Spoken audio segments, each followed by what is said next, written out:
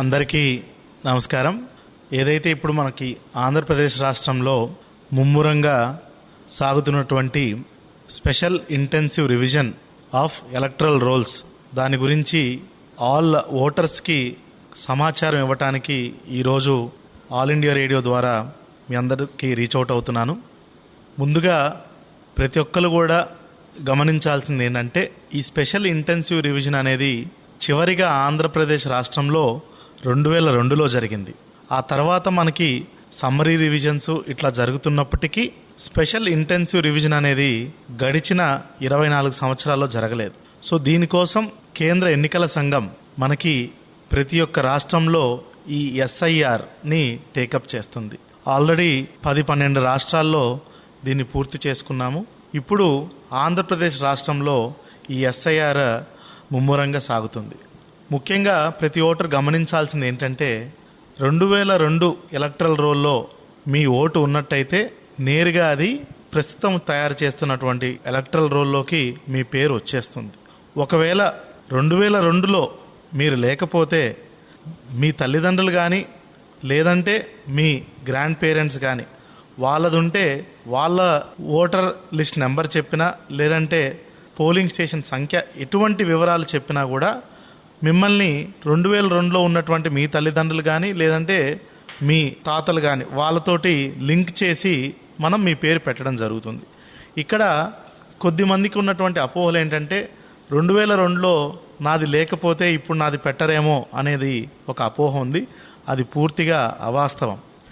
మీ తల్లిదండ్రులది కానీ వాళ్ళ తల్లిదండ్రులది కానీ ఉన్నట్టయితే ఖచ్చితంగా మనము మ్యాపింగ్ చేసుకొని లింక్ చేసుకొని మిమ్మల్ని పెడతాం. అయినప్పటికీ మీరు మీ తల్లిదండ్రులు కానీ లేదంటే మీ గ్రాండ్ పేరెంట్స్ది కానీ లేకపోయినా అయినా కంగారు పడాల్సిన అవసరం లేదు. మనకి ఏదైతే సుమారుగా జూన్ 14 నుంచి జూలై 14 వరకు బూత్ లెవెల్ ఆఫీసర్స్ అందరూ కూడా, గవర్నమెంట్ ఆఫీసర్స్ అందరూ కూడా మీ ఇంటింటికి వచ్చి మీకు ఎన్యూమరేషన్ ఫామ్స్ అనేవి ఇవ్వడం జరుగుతుంది.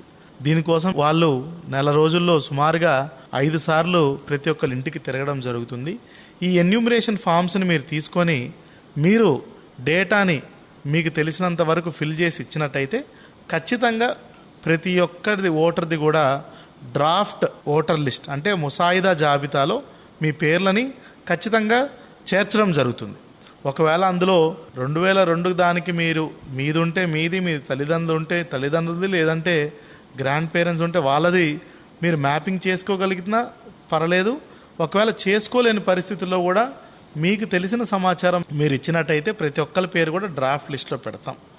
ఒకవేళ మీకు మ్యాపింగ్ జరిగినట్టుంటే జూలై 14 తర్వాత మీకు ఎటువంటి నోటీసు ఇవ్వము. ఒకవేళ మీరు మ్యాపింగ్ నిరూపించుకోలేకపోతే మీకు నోటీస్ ఇవ్వడం జరుగుతుంది.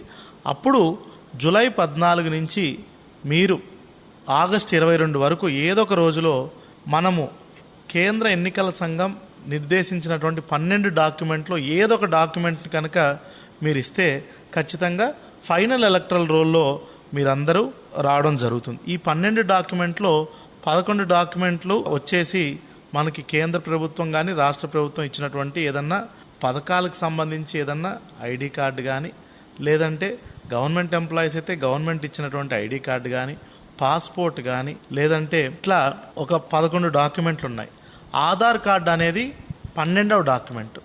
ఆధార్ కార్డు అనేది కేవలం గుర్తింపు కోసమే మనం కన్సిడర్ చేస్తాం, కానీ అది కన్ఫర్మేషన్ ఆఫ్ సిటిజన్షిప్ కోసం మాత్రమైతే మనము చేయడం లేదు.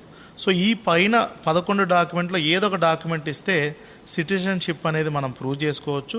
సో ఎవరినైతే మనం నోటీసులు ఇస్తామో ఖచ్చితంగా వాళ్ళందరూ కూడా ఆ నోటీస్తో పాటు ఈ 11 డాక్యుమెంట్లు ఒకటి ఇచ్చి మనం తిరిగి BLOకి అది ఇచ్చినట్టయితే ఖచ్చితంగా ఫైనల్ రోల్లో వాళ్ళందరి పేర్లు కూడా నమోదు చేయడం జరుగుతుంది.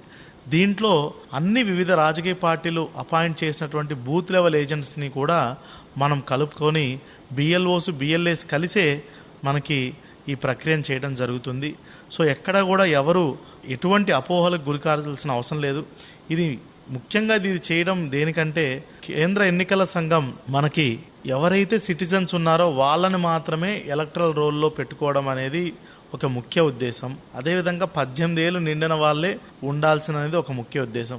తద్వారా ఒక ప్యూరిఫైడ్ ఎలక్టరల్ రోల్ తప్పులు తడకలు లేనటువంటి ఒక ఎలక్ట్రల్ రోల్ అందించడమే దీని యొక్క ముఖ్య ఉద్దేశం. కాలక్రమేణా ఏం జరిగిందంటే చాలామంది మిగతా వాళ్ళు బయట దేశస్తులు వాళ్ళు ఆధార్ కార్డు దీంతో మనకి ఎలక్ట్రల్ రోల్లోకి రావడం జరిగింది. అటువంటి ఇనెలిజిబుల్ వాళ్ళందరినీ కూడా తొలగించడం కోసమే, కేవలం భారత పౌరులైన వాళ్ళనే పెట్టడం కోసమే ఈ స్పెషల్ ఇంటెన్సివ్ రివిజన్ అనేది మనం టేకప్ చేస్తున్నాము. ఎవరు ఎటువంటి అపోహలకు గురి కావాల్సిన అవసరం లేదు. ఎవరిని కూడా మనము ఎటువంటి కారణాలు లేకుండా అయితే తొలగించడం అనేది జరగదు. అండ్ ఒకవేళ బిఎల్ఓ పెట్టకపోయినా దాని మీద అప్పీల్కి తహసీల్దార్ అదేవిధంగా కలెక్టర్ దగ్గర కూడా అప్పీల్ వేసుకునే వెసులుబాటు కూడా ఎన్నికల సంఘం కల్పిస్తుంది. అదేవిధంగా ఇదే అవకాశంగా తీసుకొని ప్రతి ఒక్కరు కూడా మీరు మీ కుటుంబ సభ్యులందరూ కూడా ఒకే పోలింగ్ స్టేషన్ పరిధిలోకి వచ్చే విధంగా కూడా చర్యలు తీసుకుంటున్నాము. చాలాసార్లు ఏం జరుగుతుందంటే ఒక ఫ్యామిలీ మెంబర్స్ అందరూ ఒక చోట లేకపోవడం వల్ల ఓటు వేసేటప్పుడు మనకి చాలా ఇబ్బందులు కలుగుతున్నాయి. వీళ్ళందరినీ కూడా ఒకే పోలింగ్ స్టేషన్లో పెట్టడం ఒకటి.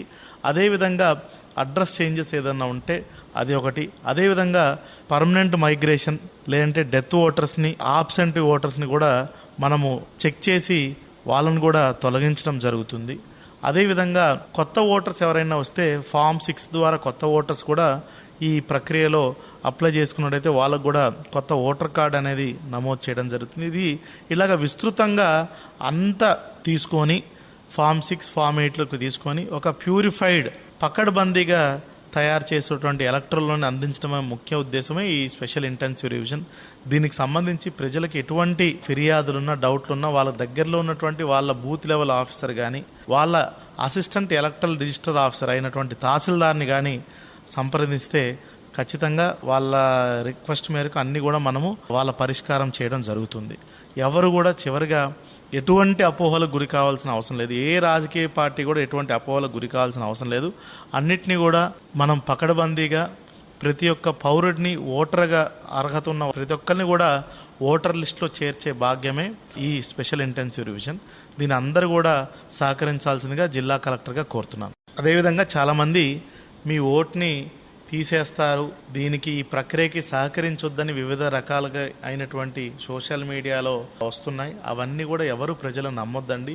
ఇది కేంద్ర ఎన్నికల సంఘం జిల్లా యంత్రాంగాల అన్నిటితో మనం చేసే ప్రక్రియ. ఇది అన్ని రాష్ట్రాల్లో జరుగుతుంది. మీరు ఖచ్చితంగా మీ రైట్ని మీరు ఓటర్ లిస్టులో వచ్చే విధంగా మీరు చర్యలు తీసుకోవాలి. దీనికోసం అందరు బిఎల్ఓల దగ్గర నుంచి కలెక్టర్ వరకు అందరు కూడా మీకు సహకరిస్తారు. ఇలాంటి వదంతుల్ని కూడా ఎవ్వరూ నమ్మొద్దు. ప్రభుత్వ అధికారులకు మీరు సహకరించినట్టయితే మేము మీకు ఇంకా ఖచ్చితంగా మీకు మీ ఓటర్ని ఏ పోలింగ్ స్టేషన్లో ఉంది, మీ ఫ్యామిలీ మెంబర్స్కి ఎక్కడ ఉంది, అండ్ కొత్త ఓటర్లు వస్తే వాళ్ళని నమోదు చేయటం, అడ్రస్ చేంజ్లు ఉంటే అట్లాంటివి కూడా చేయటం, ఇట్లాగా అన్నీ కూడా మేము చేస్తాము. దయచేసి కొంతమంది ఎవరైతే దీనికి నెగటివ్గా చేస్తున్నారో వాళ్ళందరినీ కూడా మీరు నమ్మకూడదండి. ఖచ్చితంగా ఇదంతా కేంద్ర ఎన్నికల సంఘం కనుసన్నలో జరిగేటువంటి ప్రక్రియ కాబట్టి అందరూ దీనికి సహకరించాల్సి